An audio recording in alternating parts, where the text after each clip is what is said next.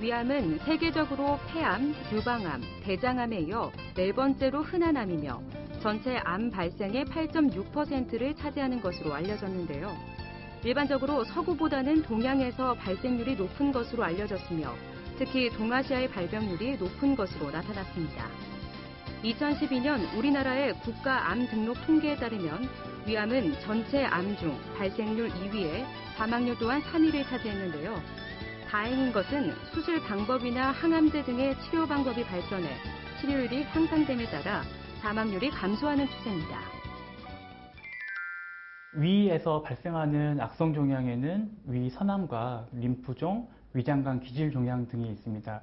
이 중에서 우리가 흔히 위암이라고 얘기하는 암은 위선암을 얘기하는데요. 위선암 같은 경우가 95% 이상을 차지하는 것으로 알려져 있습니다. 위 점막층에서 발생한 악성 세포들이 위 벽을 침윤을 하게 되고 주변에 있는 림파선이라든지 주변 장기로의 침윤과 전이를 이루게 되는데 이러한 것들을 위암이라고 진단을 할 수가 있겠습니다. 보통 우리가 그 조기위암이라고 하는 경우에는 위 점막층과 점막 하층에만 국한된 암을 우리가 조기위암이라고 진단을 하게 되겠습니다. 위암의 대표적인 위험 인자로는 위암 가족력, 헬리코박터균 감염, 흡연, 짠 음식, 가공된 단백질, 신선하지 않은 음식 등이 있는데요. 강력한 단독 원인은 없으며 여러 원인이 작용하여 위암을 일으키게 됩니다. 여기에 위암은 전혀 증상이 없는 경우에서부터 격심한 통증에 이르기까지 다양한 양상으로 나타나는데요. 위암의 그 증상으로는 가장 흔한 것은 체중 감소와 복통이 있겠습니다.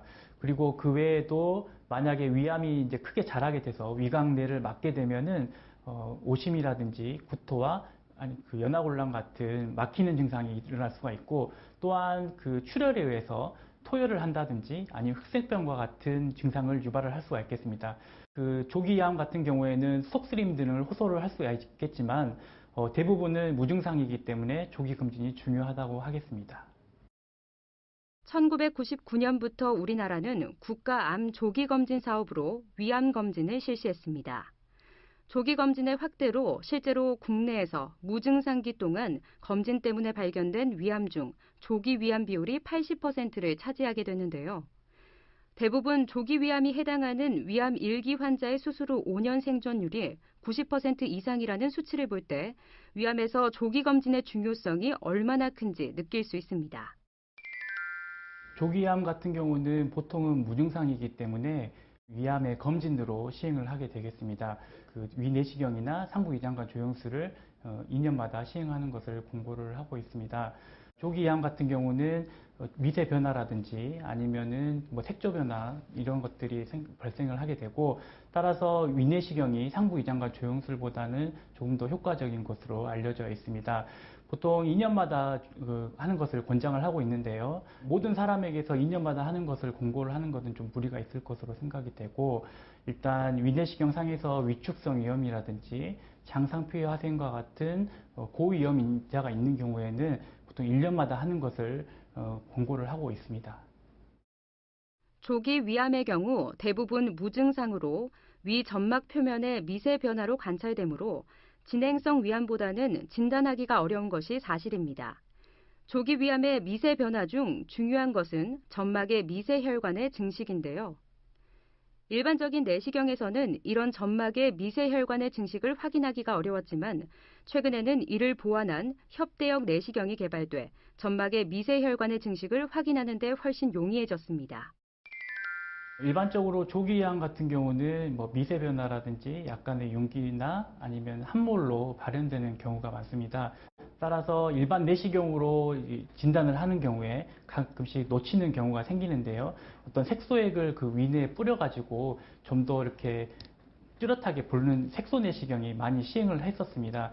하지만 이런 이제 색소액을 직접 위내로 뿌려야 되는 단점과 그 색소액이 불균일하게 이렇게 도포가 되는 그런 단점들이 있기 때문에 이러한 단점들을 보완하고자 그 디지털 이미지를 이용을 해서 협대형 내시경이라는 것들이 현재 이제 많이 임상적으로 사용이 되고 있습니다.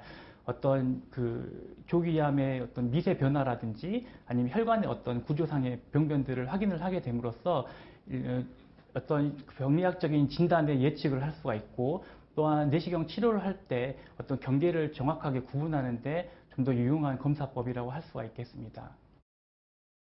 위암의 치료 방법으로는 수술, 내시경적 치료, 항암 화학요법, 방사선 요법 등이 대표적인데요. 방사선 치료는 고에너지의 방사선을 이용하여 암세포를 파괴하고 이들 세포의 성장을 억제하는 치료 방법으로 수술과 마찬가지로 부분의 개념으로서 방사선을 쪼인 영역에서만 효과를 나타냅니다. 하지만 위장은 방사선 치료에 잘 반응하지 않는 기관이며 주위에 췌장, 신장, 소장, 척추신경 등에 매우 민감한 기관들이 있어서 방사선 치료를 적극적으로 권유하지는 않고 있습니다. 항암 치료는 암을 치료하기 위해 세포가 자라는 주기에 영향을 미쳐 성장이나 증식을 멈추게 하여 암세포를 파괴하는 약제인 항암제를 사용하는 치료를 말하는데요. 위암에서 항암제를 사용하는 경우는 세 가지로 첫째는 암이 이미 전신에 전이를 일으킨 상태이거나 주변 장기에 침윤이 심해 절제 수술이 불가능한 경우, 두 번째는 수술을 한 후에 재발을 예방하는 목적으로 사용, 세 번째는 수술 전 항암제에 의해서 암을 축소한 후에 절제 수술을 하여 치료 성적을 향상시키려는 경우가 되겠습니다. 수술적 치료는 위암의 치료 방법 중 완치를 기대할 수 있는 유일한 방법으로 병소의 완전한 절제와 절제 후 적절한 재건, 즉 장연결 수술로 식생활 및 영양 섭취에 가능한 문제가 없도록 하는 것이 위암 수술의 목표가 되는데요. 만약 암이 점막에만 국한되어 있는 경우 내시경적인 절제술이 시도되며 최근 내시경을 이용한 치료가 증가하고 있습니다. 일반적으로 그 위암의 치료 원칙은 그 위절제술 및 주변에 있는 림파선 절제술이 치료의 원칙이라고 할 수가 있겠습니다. 하지만 이러한 수술을 하고 난 경우에는 수술에 따른 합병증이 있을 수가 있겠고요. 또한 그 주변에 그 위를 절제를 하기 때문에 수술 후에 어떤 그 삶의 질이 저하되는 단점이 있을 수가 있겠습니다. 따라서 조기암에서 이런 내시경 치료들이 활발하게 현재 시도가 되고 있고 현재는 근치적인 치료로서 인정이 되고 있습니다. 이런 내시경 치료의 방법으로서는 점막하 절제술과 최근에는 내시경 칼의 발전으로 인해서 점막하 박리술로 크기에 상관없이 시도가 되고 있는 실정입니다. 내시경 수술은 수면 마취 후 위 속에 내시경을 집어넣어 암이 있는 부위를 도려내는 방법인데요. 수술적인 치료에 비해 전신 마취가 필요 없고 수술 상처가 없으며 시술 시간이 짧고 위를 보존할 수 있어 수술 후 회복 시간이 짧고 후유증이 적다는 큰 장점이 있습니다. 일반적으로 모든 조기암에서 내시경 절제술이 가능한 것은 아닙니다. 그러니까 분화도가 좋은 암이어야 되고 또한 점막에 국한된 암이 일반적으로 치료의 원칙이 되겠습니다. 그 점막 절제술만 가능하던 때에 절대적 적응증이 있었는데요.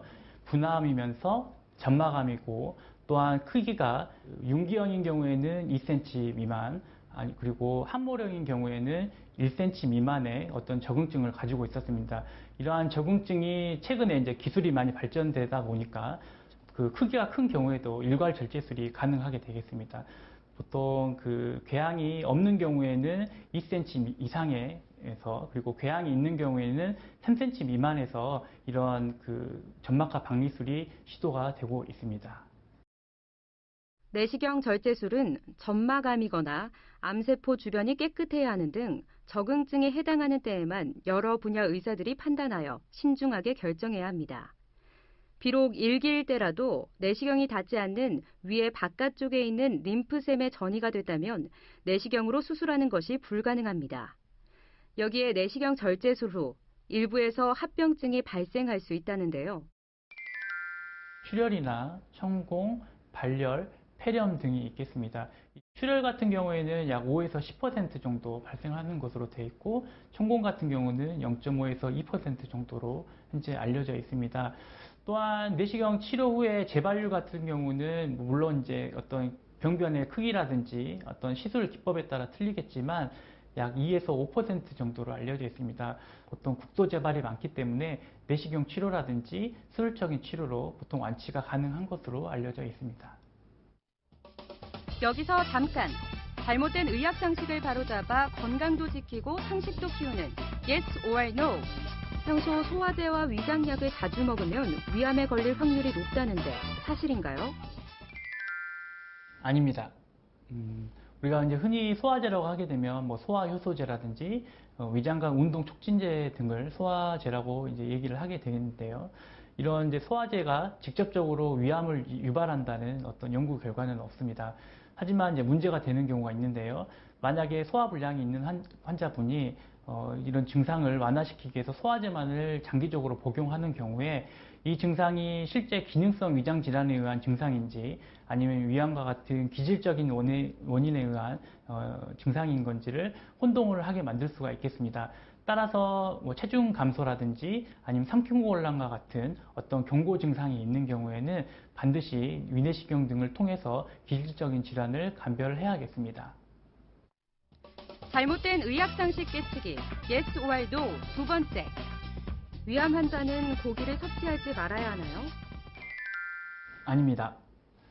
실제 위암 환자분들을 진료 현장에서 보다 보면은 가장 많이 듣는 질문이 식사, 거기에 이제 고기를 어떻게 해야 되는지를 물어보는 질문이 많이 있습니다. 실제 그 방송이나 뭐 뉴스에서 장기간의 육류 섭취를 하게 되면 뭐 대장암이라든지 전립선암, 유방암들을 유발을 할 수 있다는 그런 보고들이 있기 때문에 환자분들이 육류 섭취를 꺼려하게 되는데요. 실제 수술을 하신 경우라든지 아니면 항암 치료를 하신 경우에 이러한 육류 섭취를 제한하는 것은 영양 결핍을 유발을 할 수가 있습니다. 따라서 이런 환자들에게서 육류 섭취를 제한하지는 않습니다. 다만 그 기름에 튀긴 음식이라든지 아니면 삼겹살과 같은 동물성 지방이 많은 음식 같은 경우에는 먹는 것을 제한하는 것이 좋을 것으로 생각이 됩니다. 우리나라 사람들의 높은 위암 발생률은 김치를 많이 먹는 식습관 때문이 아니냐는 지적이 있는데요. 위암은 어느 식품 하나 탓에 발생한다고 보기는 어렵고 위에 좋지 못한 식품의 잦은 섭취가 암 발생을 높인다고 생각하는 것이 옳습니다. 여기에 위암 발생률을 높이는 3대 식품에는 알코올, 카페인, 니코틴이 있는데요. 위 건강을 위한다면 무엇보다 잘못된 식습관을 개선하는 것이 선행되어야겠습니다. 조기암에서 내시경 절제술을 하고 나서 많은 환자분들을 임상 현장에서 보게 되는데요. 이 환자분들께 꼭 당부하고 싶은 말은 내시경 절제술은 위암 수술과는 다르게 내시경 점막이 다 보존되어 있는 상태입니다. 따라서 시술을 한 부분뿐만 아니라 다른 부분에서 위암이라든지 전구병변인 위선암 선종이 자주 재발을 하게 되겠습니다. 따라서 증상이 없다고 하더라도 정해진 추적 관찰 기간 동안에 CT라든지 내시경을 꾸준히 관찰하는 게 중요하다고 하겠습니다. 위암에 관한 여러 가지 역학 연구 결과를 근거로 위암의 발생을 1차적으로 예방하기 위한 6가지 방법이 있는데요. 첫째로 균형 잡힌 영양가 있는 식사를 한다. 둘째, 맵고 짠 음식, 태운 음식, 훈제한 음식 등을 피한다. 셋째, 신선한 과일이나 채소를 충분히 섭취한다. 넷째, 충분한 양의 우유나 유제품을 섭취한다. 다섯째, 과음을 피하고 금연한다. 여섯째, 스트레스 해소에 노력한다. 여기에 조기 검진까지 잘 실천한다면 위암의 위험에서 벗어날 수 있겠습니다. 메디컬 플러스 오늘 준비한 소식은 여기까지입니다. 다음 시간에 새로운 소식으로 다시 찾아오겠습니다. 시청해주신 여러분 고맙습니다.